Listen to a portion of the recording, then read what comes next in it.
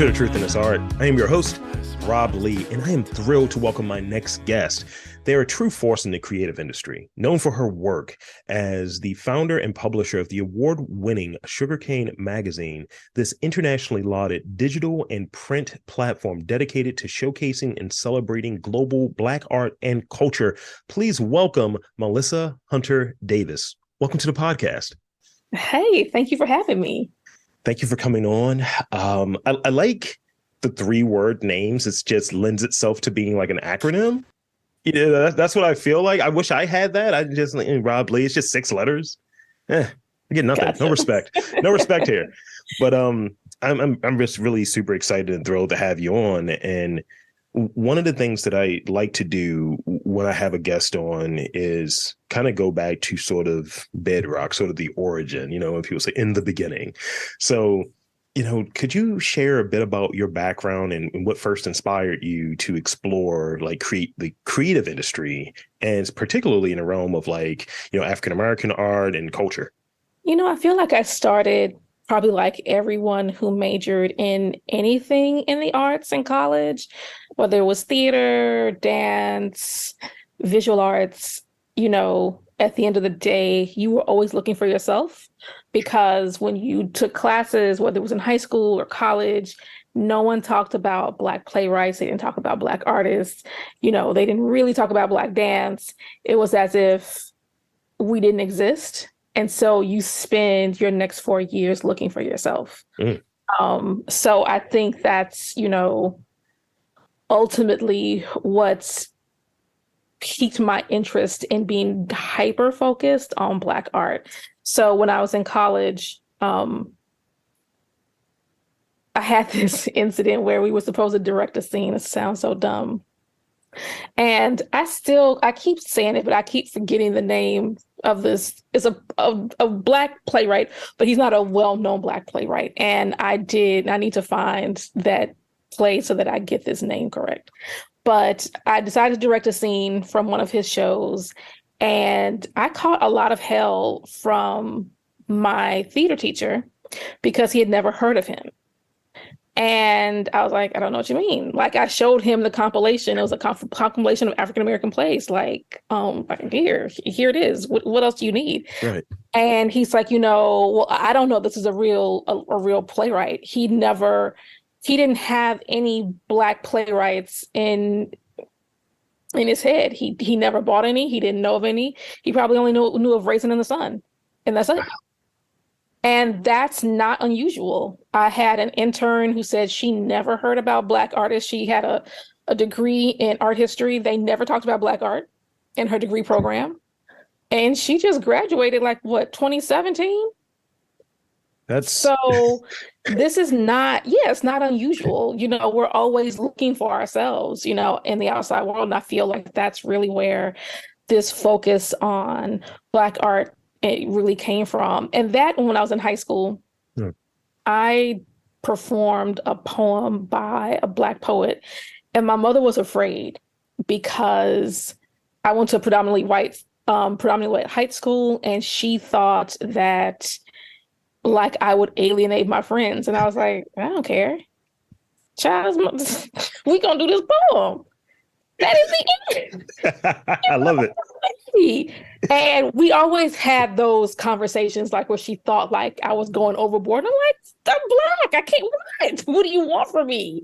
There's no hiding this. There's nothing. There's nothing's gonna hide this. This is who I am. And I think that's why, I stayed here. These were the stories that I want to tell. I want to tell our stories. I thought our stories are cool and fascinating and interesting and global because it's different all over the world. It's different yet the same. So that's what got me there, and that's what keeps me there. We're dope people. 100%. We really are dope people. I mean, I run into different things at times. It's this thing I've been telling people recently that I experienced, and I think it speaks to sort of that lack of awareness and sort of representation of that area. I've had more and more people tell me, oh, you don't look like a podcaster. I was like, what does that mean? I was like, I want to go in this way just naturally. You mean because I'm 6'4", right?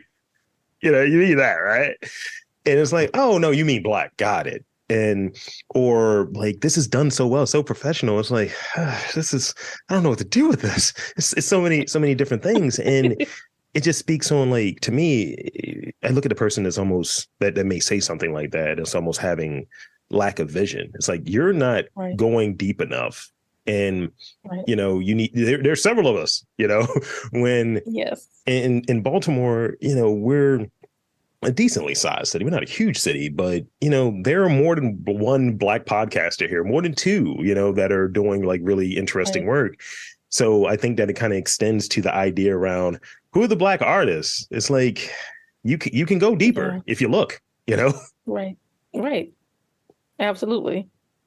So what comes to mind is sort of your like first experience in kind of appreciating art, appreciating creativity, because I think we get to like this is the real story why I got like really interested in it, but maybe sort of that first instance where you're like, how did they make that? You know what I mean? Like it might be a Yes. movie or something. You're like, wow, creativity. Wow, you took that, you adapted this book and now it's a movie or what have you. Talk about maybe that sort of first experience. And I think that goes further back at times that, you either creating or experiencing art. What was that sort of first experience for you that comes to mind? So a few things. My mother, she couldn't afford to buy art from artists, but she bought her art from the furniture stores. And but she didn't buy the set that came with like the sofa, the chair, and the painting that goes over. She didn't do that. Yeah. But she liked abstract art. And she was just like, I like abstract art. That was what she really liked. And so she would buy interesting pieces, some that I didn't understand, but I always would like kind of sit and look at as a kid. Yeah. Also, we didn't have cable. So all of my friends had cable. I remember they were like all talking about when Michael Jackson's when was it not Beat It came out? Thriller. Like when Thriller came out, like everybody was watching the child except for me. We didn't have cable. So it was like ain't no cable in my house. I had to watch it. Eventually somebody had it on at their house and I got a chance to finally see it. And I think that was actually years later. Oof. Like, girl, that's old. By that time it was old. But because we didn't have cable, I had like the regular channels and I had PBS. Yeah. And to me, PBS was everything.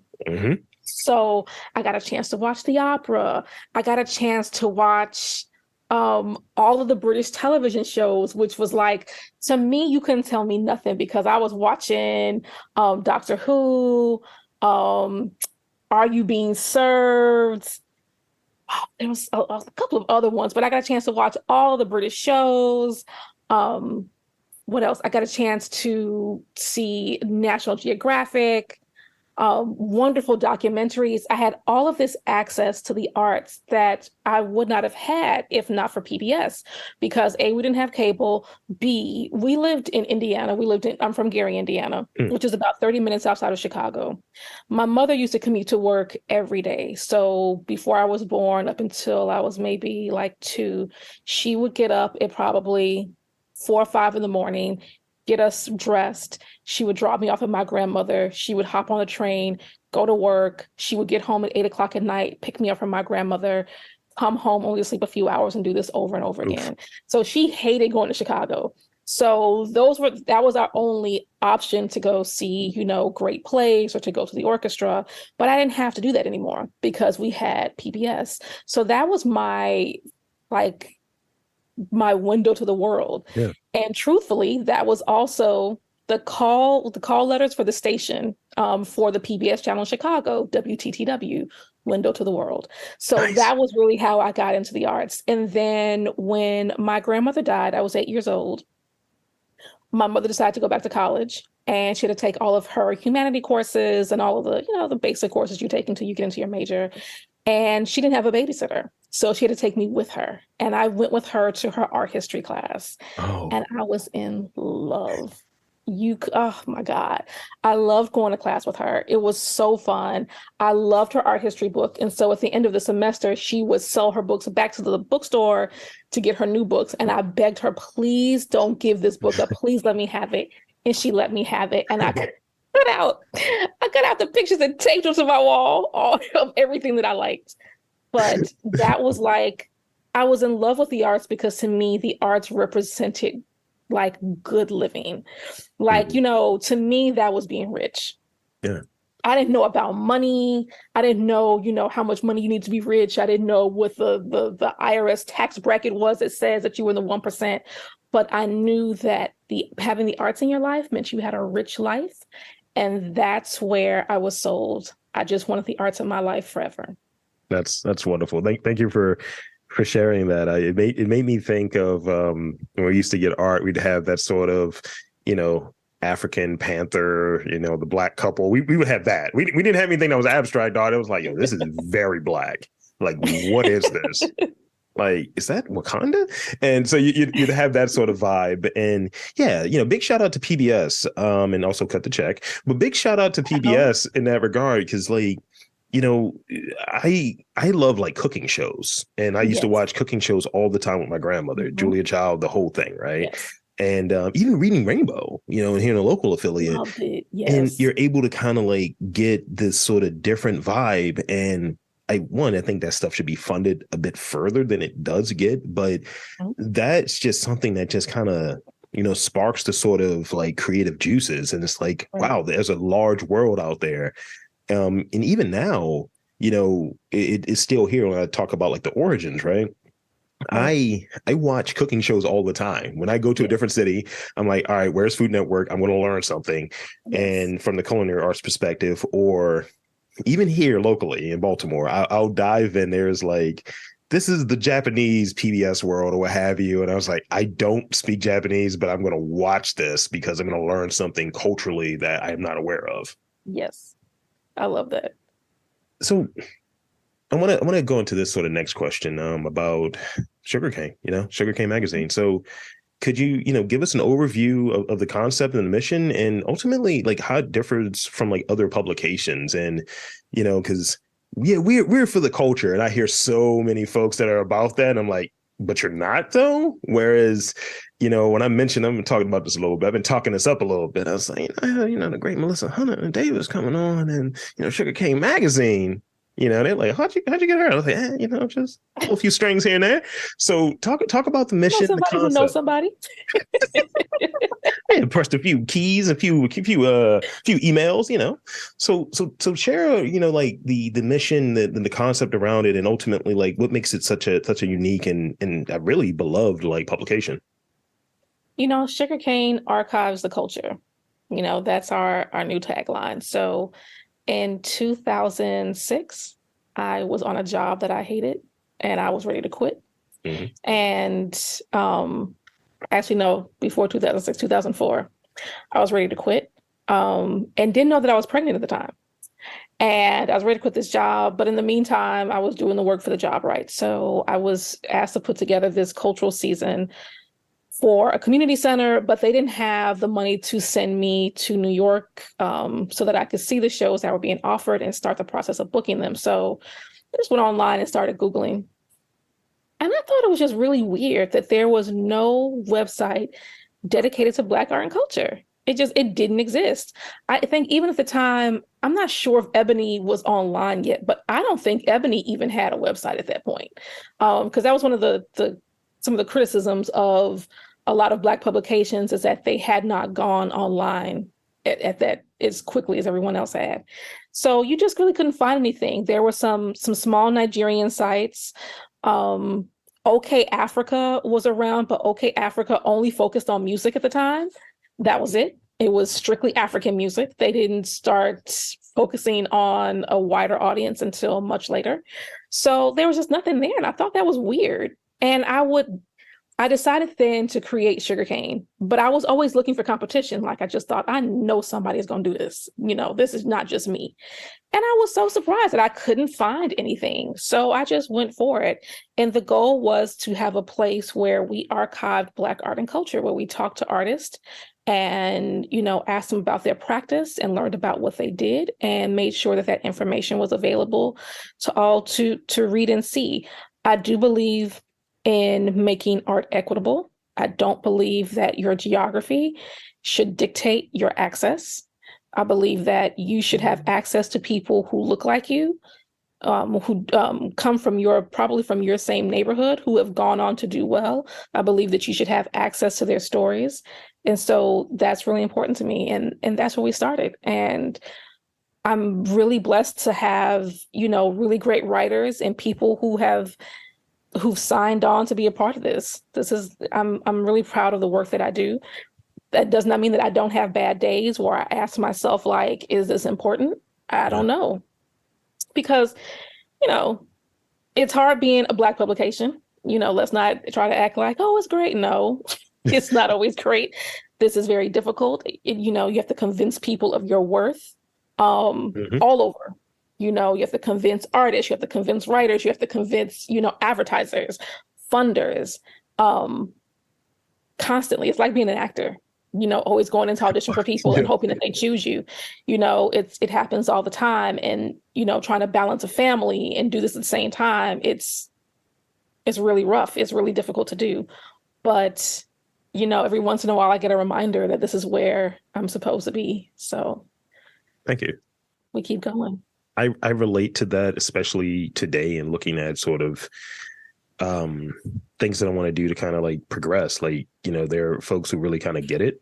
And I remember listening to people of like, why can't this be easier? Why don't they understand it? And, I've been podcasting for 14 years at this point and been doing this podcast for about 4. And, I talk to people, and I definitely, the acting thing, I was so apt. I used that earlier today. I was like, man, I don't need to audition anymore, man. I got 500 podcasts out there. And I was like, nah, just center yourself, like let that frustration or whatever it is live, because, in this, people are very busy. People are very flighty at times. And, I'm always very appreciative when someone shares their time with me, and I try to approach what I'm doing with that same sort of consideration and respect. And, sometimes it is a hassle, and, you have the funding conversations, and you're consistently trying to prove what you're doing. And the thing that I run into sometimes is like, this is kind of one of those things of making your own lane and trying to grow it. Yes. And, this is against me, which it works in some regards really well in finding that sort of group. But, the things that are in there, because this is a digital platform, I want to do more things that are public, but for the most part, to listen to the podcast is a digital thing. So you got the algorithms against you. You got all of these different things that are kind of like, it's baked in for you not to succeed, and still having the courage to, I think it takes courage to create, but the courage to create and combine that with sort of entrepreneurship and the strategy and all of that stuff. Yes. So the name, Sugarcane, what's the significance behind that? I feel like there's, a significance with the name. Like people ask me about, why is the truth in this art? And I'm like, you want the real answer, or do you want the, in these spaces, I feel like I'm writing an artist statement answer, because I got both. Yeah. Yeah. And I only have one, and I don't do the whole artist statement answer. Thank you. Because it doesn't exist. So I was on this very same job that I couldn't stand. And when I decided that I would do this, I was thinking of a name. I'm like, oh my God, a name. What am I going to call this?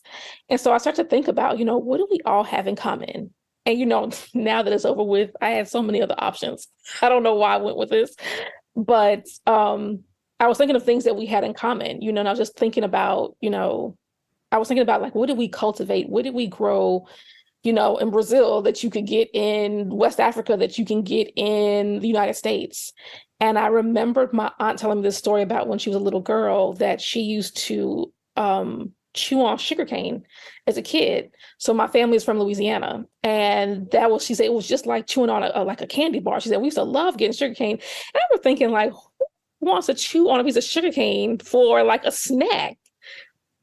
That hard thing that grows on the side of the house, and you crack. But she swore by it, and I thought about it, and I was like, wait a minute, that grew in Louisiana. And I said, that grows in the Caribbean. And I was like, sugarcane. Got it. That's what this is. I love that. I love it. In Louisiana, I love Louisiana. I was down in New Orleans recently, Oh, nice. That's, that's why it might be my home in the next few years, Oh, yeah. That's a magical city, isn't it? Yes, I think it's a portal. I really do. I purely think it's a portal. I was like, Yes. but yeah, just going down there and just I always go for my birthday and Okay. Aquarius angle. So always down Very there, good. and it's that it was a restorative trip and going down there and being around the folks and just Yes. being dipped into the culture, that magic you described. So creative path.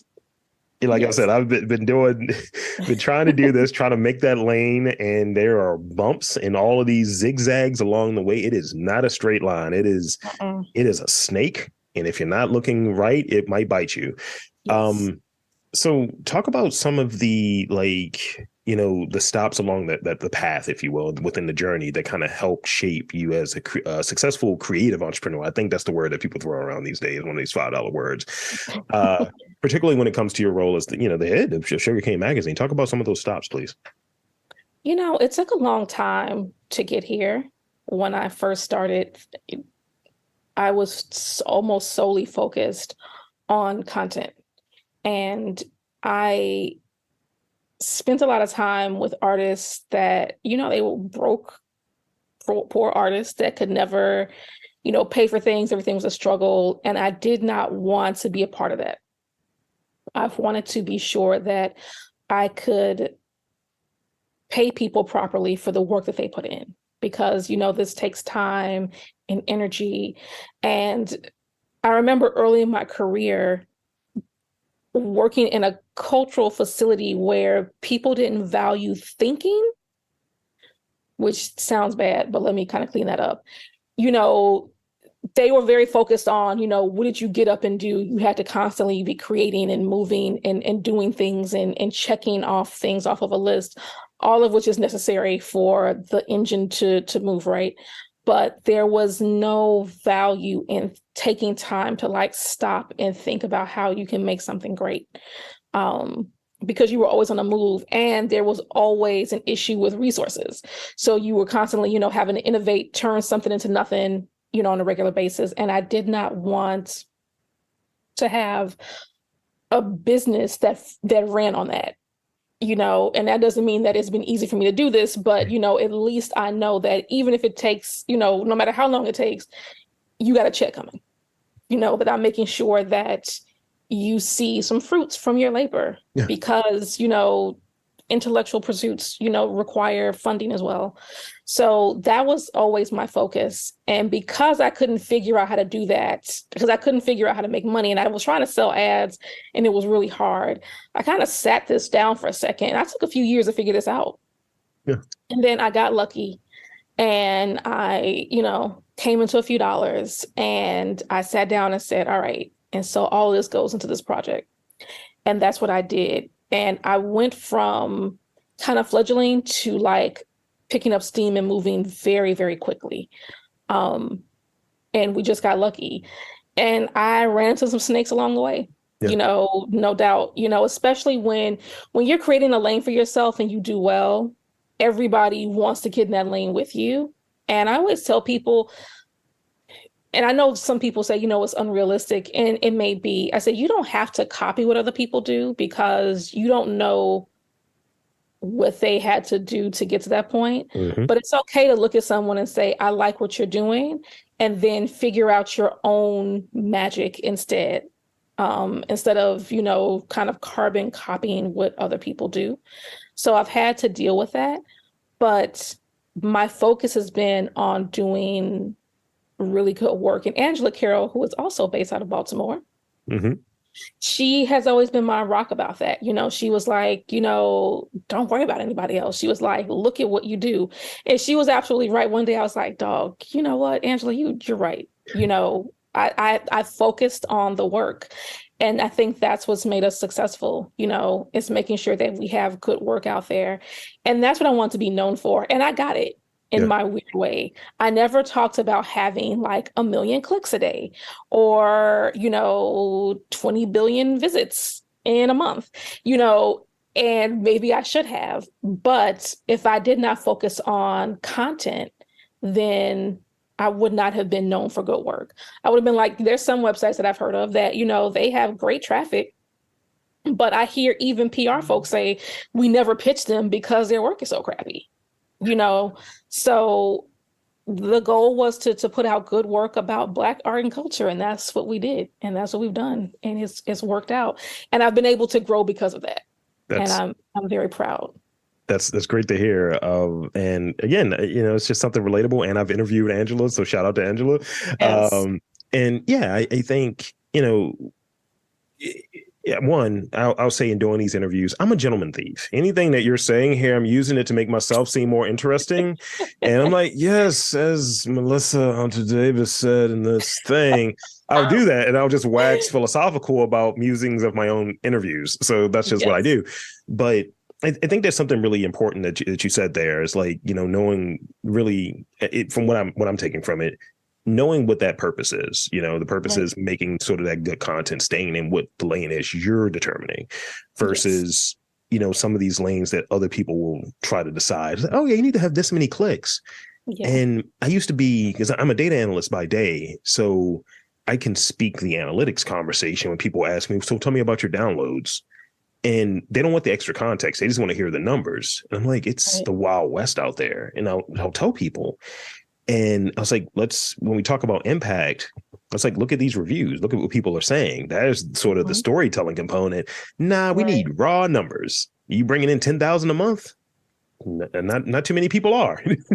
Let me tell you about that number situation. We're going to go back to 2014. It was the year my mother died. And I was afraid that the work wasn't impactful. I would have like these crazy conversations with people, especially in particular locally here in South Florida. And I was like, you know what? Maybe I need to give this up. Maybe this isn't for me. And I went into Art Basel season thinking this will probably be my last year and I won't be doing this anymore. That year, I did the guide to finding Black art during Art Basel Miami Beach. I didn't get an email. I didn't get a phone call. No one said, hey, great job. We love the guide. I never heard from anyone. Mm-hmm. I went about the week and I went to an art talk. I was supposed to go see someone. And instead I said, you know what? I want to be sure that I support so-and-so. So I'm going to go to this art talk. So I just kind of walk in and I'm like in my head and I'm thinking about things and I just sit down. I don't speak to anybody because like there's a whole conversation going on in my head. And this guy was like, hi. And I stopped. I'm like, oh, how you doing? And he starts asking me questions like, oh, so what do you do? And so when I told him I'm a publisher and he says, what do you publish? And so I told him about Sugarcane and he was like, what? And he goes in this bag and he grabs all these pieces of paper and he printed out the guide. Now, at that time, I don't even think that I had a printing option. So you printed out the whole page. It was like 14 pages. Yeah. And he printed each and every one of them out. And he said, this is how I'm getting around Basel this year. And he was a collector. Wow. A major collector who had pieces in museums at that moment that museums borrowed for exhibitions. Wow. You don't know the value of who is listening. It doesn't matter if it's 10 people. Who cares? Let's imagine you had 10,000 clicks and they don't share. They don't buy anything. They don't respond. It's just 10,000. Who cares?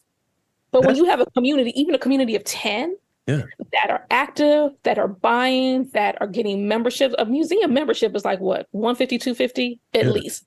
Bottom basement price, right? That's a lot. It's true. And I think like, it reminds me like, and as I like go around and I'm in Baltimore and more and more people know me, which is really interesting. It's like, yo, Rob. I'm like, yeah, man, great interview. It's like they feel like they know me from the podcast. Yes. It's like there's an engagement there. And then on the other side of it, and I love that because it scares me as well, because East Side. but also it is this thing where, folks from like large publications are like, oh no, I'm aware of your work. I was like, oh, yes. Like when I interviewed Harag, I was from Hyperallergic. I was like, how do you know about my work? I was like, okay, what's shaking, man? What's up? How are you? Get that hyperallergic money, baby. so it feels really good to, be someone who I was a failed art kid. I was like, I want to be an illustrator, and it didn't really work out. And now kind of approaching creativity and kind of trying to help document and preserve and facilitate storytelling. and do something that is close to me and like helping using the thing that I'm good at and doing podcasting and trying to help with doing stories, it's like, oh, I found it, but in a different way. Again, Yes. going to that road that is ever winding. It's there's all these opportunities are there. It's a matter for us to, what matters is that we find that audience and talk to them as much as possible and get them to talk back to you. That's why I really love social media. Is when I got that up. That's how I found my audience. I didn't know they existed until social, and people started reaching out to me like on, these virtual art talks. People that I didn't even know would know me. Like when you find, like you mentioned, like somebody from Hyperallergic or the editor of ArtNet was following me on my personal page, and I was like, wait, what? Like, hey, what's shaking? Are you a bot? And I was like, oh, that's really you for real? Okay. So, yeah, those are the people, and those people matter, because the people who are asking you about clicks, those people that they put all of that value on, those are the people following us. And I always remind people of that, is that whenever they say, oh, we don't want to talk to this small publication or that small publication, I was like, first of all, the large publications know who you are because they read these small outlets. Yeah. And sometimes they just know that, oh, that didn't get enough shares. So they feel like, oh, we can kind of swoop in and kind of add on to it. But that's where this all starts at. That's where they pay attention to you from. Like think about all those music blogs that people really like that you don't hear about, because that's where you hear like all this up and coming talent that's doing, innovative work. And that's who, all these other artists are, secretly going to, either to snatch up their producers or to snatch them up to do their projects. So never be afraid of what they say your numbers are. It's the value and the quality. That's what matters. Yeah. Thank you. And I agree. Like, I'm a volume guy, and I try to make sure that in that volume, and the volume is more of, I love doing it. So yes. I just kind of have that space. It's like, all right, I can knock out a couple interviews today. And even when I was in New Orleans, I'm supposed to be down there for my birthday trip, and I'm down there. I booked like 5 interviews in like 3 days. And they were really like, got some cred from like some folks. It's like, oh, you talk to the real people. You ain't do the tourist thing. I was like, man, I've been down here like 4 times, player. It's what it is. Yeah. And I think to kind of like put a pin on that is in having the conversation, because like I'm a radio nerd and I've done a little stuff in radio. I'll have a conversation with someone in the radio industry and tell them my numbers. I'm like, wow, you're doing that as an independent? They're blown away. But then talking to someone who's a funder potentially, oh yeah, I don't really, those numbers ain't nothing. So I'm like, the person in the industry that would know, they're like, wow. And you're like, we're not going to fund it. So to the funders who are listening, I know that's because what they need, because either that's people tell them that those numbers matter. But I can tell you that if you follow people who are in the industry who are looking at social media now, even big companies that are hiring creators to do advertising, they don't care about the numbers anymore. They care about engagement. And they care about quality, because they can always flip that content and put it in front of a large audience. They don't necessarily need you to do it.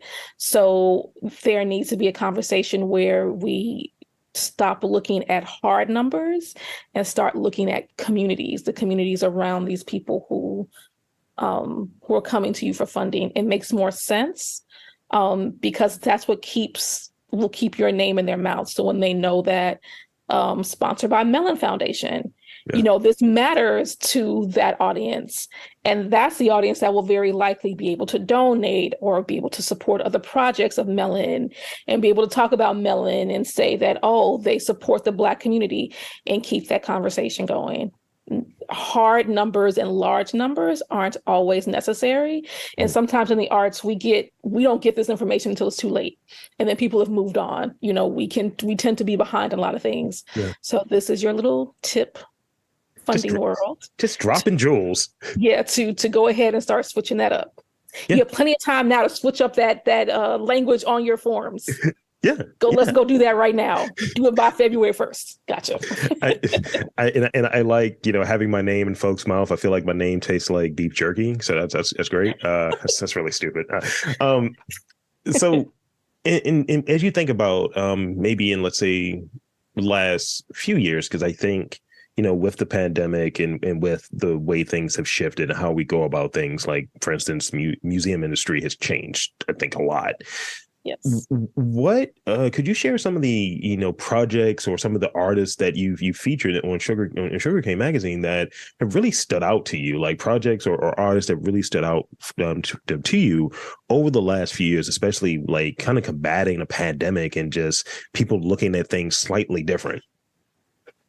There's this young man and he moves around all the time. So the last time I spoke to him, he was in Switzerland. But I think he's in the Netherlands now because he sent me some artwork and that's where it came from. So he's constantly bouncing around Europe. Idris Habib has been an artist that I followed on Instagram for years. When I say years, I think like 2014, 2015.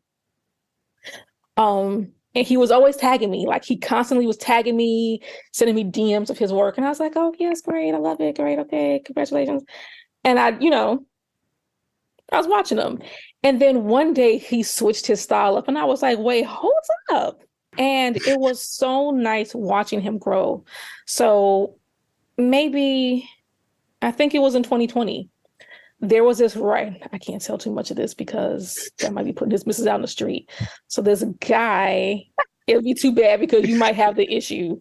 We're going to skip all that backstory. He ends up in Sugarcane. We're going to leave it like that because then people going to be mad. He ends up in Sugarcane. And I put the issue on Facebook. And the next morning, I think I did like on a Wednesday, on a Saturday morning, I get all of these tags like on Facebook and on Instagram from some guy that I don't know from the DMV. Don't know him. And he was like, oh my God, I love this artist. And I went and I bought his work. I think that man dropped $3,000 within minutes. Oof. So I was like, wait, who is this? Because the what he was supposed to do, the call to action was to subscribe to Sugarcane. He wasn't about his boy's art. But he skipped that and went and found him and bought his artwork. So I sent him a DM and I said, did this man really buy work from you? He said, since you put that up, he said, my DMs have been blowing up. He said, I have sold so much work over this weekend. That's great. I was like, what? So to thank me, he sent me a piece. To say thank you. But so watching him grow has been great. Bisa Butler, who is almost like a given. I've been watching her for years. She was with a gallery out of San Francisco, like maybe 2017, 2018. So to see her like just explode has been so gratifying. And she is such a sweet, down-to-earth person, and this is somebody who is friends with everybody that you want to be friends with, who has known everybody, who is in everyone's collection.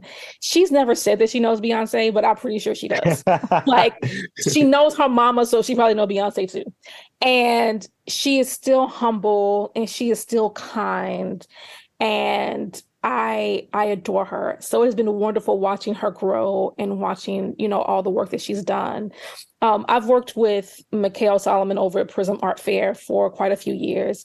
And there's so many artists, Amber Robles Gordon, who has been in the trenches for a minute. And I feel like in 2022, she kicked a door down and said, God darn it, you going to let me in?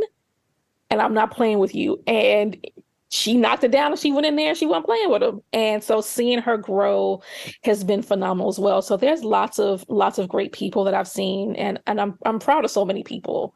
But those are the ones who kind of stick out in my head right now. Definitely interviewed Amber, and it was a fun interview. I was like, oh, this is what we're talking about. And I remember I was in I think I was in Nashville, and I was just walking by because now because I'm doing these conversations, my eye is now affixed to, oh, that seems interesting. Oh, there's some art right there. And I'm going to like get pretentious coffee, because that's what I do, is get pretentious coffee. And I'm passing it like a place that had art. It didn't seem like it was a gallery or what have you, but it had art in there. And so maybe they were setting up for a show or something, but I see one of her pieces and I was like, oh, hey, take a picture, send it over. I was like, y'all see your stuff. Or I remember doing an interview with Ms. Icar and that collective. And it was the first time I went up to Philadelphia for this series that's ongoing. I've been tapping into the Philly arts and culture scene. And when I get off the train, of course I'm lost because I don't live there. And I'm like, where the hell am I going? And I see, because I'm lost, I think a mural of theirs. And I'm like, yo, text, send it over. And it's just like, it's great to see people that I've talked to, people that I've read and people I follow, like just kind of getting out there in a bigger, badder way. And I can say, hey, I know them. Or, hey, I talked to them. They really like the movie Aliens. It's something like that. So I have one last real question before we get to the rapid fire questions, or the BS questions, as some people have called them. So as we close out, I would like to ask, in your opinion, what do you believe to be the most critical characteristic, quality, or even quirk to be successful in the creative industry? And that's macroly speaking, creative industry. That's a hard question, which is so weird. I can say for me. Sure. I don't give up. I continue to push forward to get my point across. I've seen so many, especially visual artists. They have a philosophy on life, and their work constantly reinforces that philosophy. And I think that that's really important, is to not be afraid to say something over and over again so people get it, and to be able to move through the muck to get to the promised land. So I find that even, some of my colleagues or even young people I know, they will maybe do a project or two and they will abandon it and move on, and not really continue on with a legacy of creating more and more, content, or doing more and more work, so that, there are many generations that can kind of join this. And I think that's a mistake. So I would say that making sure that you don't give up and you can really stick with the work is what's important. I agree with it. I agree with you so much there. Just, I guess the youngsters, they say having a dog in you, being dogged, and just going after the thing. And this whole process of, sometimes people are unkind, sometimes you don't get a message back, and I run into it. It's like, I can't be daunted by it. It's like, what am I driving at? And also being very, and I've mentioned this before, I think part of my process and kind of coming up with questions and trying to just be in that headspace is really diving into books and learning from other people who are discussing creativity, like, I'm like, right now I'm in that Rick Rubin book, and really going by this interview he had, and he was asked, I think it was like Anderson Cooper. He's like, do you play any instruments? He's like, no. He's like, do you have any musical background? He's like, no. He's like, but what I can do is articulate my tastes in a way that, and I was like, that's what I'm doing. Yes. And I've talked to like, people who are curators or what have you, because you have people who will tell you like, you're not a journalist, you're not an anthropologist, you're a podcaster, and we don't know if that's really anything. And I keep just doing it. I keep doing the thing that I'm doing. And I just have this sort of belief in it that there's something that I'm getting out of it, but also because I steal from you guys, but there's something that people find value in, and being able to tap into the sort of like thought process and the thinking that goes into folks' work. So yeah, that's what I'm really kind of taking out of it. So thank you for sharing that, and thank you for indulging the real questions before all of that goodwill that was there goes out of the window with these rapid fire questions. But before we get to those rapid fire questions, I want to tell you what really helped me, because I still have moments where I'm like, maybe I need to go get a job. There was some rapper, who had finally blown up, and he was telling his story about how he tried to get into New York radio, and he would go to all the DJs, and they would like, he would go to the radio stations, do everything, and they would never play his stuff. And so eventually like he makes it. And now he was like, now those people who wouldn't play my stuff, now they're like forced to play it all the time. And someone asked like, you know, how do you deal with these people who used to turn you down all the time? And he was like, it's part of the game. Mm-hmm. And I just felt like, it meant so much to me. So now those no's, I don't take no's as no's. I take them as a not right now. Yeah. Mm-hmm. It's just a not right now. So like we've gotten, you know, advertising from people who wouldn't even respond to me. And then all of a sudden came back, oh, we would like to sponsor this. You know, so just because you get a no doesn't mean it's a no. It's just a not right now. That's true. You'll get a chance to come back to it, and they'll do more than what you asked for initially. That's true, and you're absolutely right. I had that at the end of last year, and it's like, yeah, we don't fund this sort of project, and then they came back, so we like what you do, and I was like, boom, I love it, love to hear it. So no, that's really great, actually. Yeah, and yeah, just kind of taking those things into account. That it's a not right now. Sometimes it's a timing thing, and sometimes it's just, I don't really see it now, and you're so far ahead. And that's the thing that I've heard from folks, that we're not quite there yet. And once people are there, it's like, yo, we need you. Can you please come through? So yeah, I definitely get it. Yes. So now it is that time for the rapid fire questions. Uh-oh. Watch out. They're ridiculous questions. They're so, you know, brevity is key. Don't overthink it. And the first one is, it's a really goofy question because, you know, I think magazine, I think writing. So I got to ask, what is your favorite font? You know, a very trolly question, I know. I don't, you know what I'm going to tell you? And I just had this conversation with my daughter. If any of you have worked with me, please don't come for me. Don't get mad. Don't take my phone calls when I ask you to design something. I never get the fonts that I want. I always want those cool fonts that's like, they like them guys in Germany makeup. Like, I don't even know what they called. Like, it's some brand new font they just came out with yesterday. Alistair 6. In like Germany, Belgium, somewhere. And all they do is like make font. I like those fonts. What do they call, child? I don't know. Go look up funny fonts and all of those. Those are the ones that I like. That's really what I want. I think I'm going to start writing. This is going to sound ridiculous. I think I'm going to write my artist statement in Wingdings, that font. Just to see. I don't like Wingdings. Now that's the no.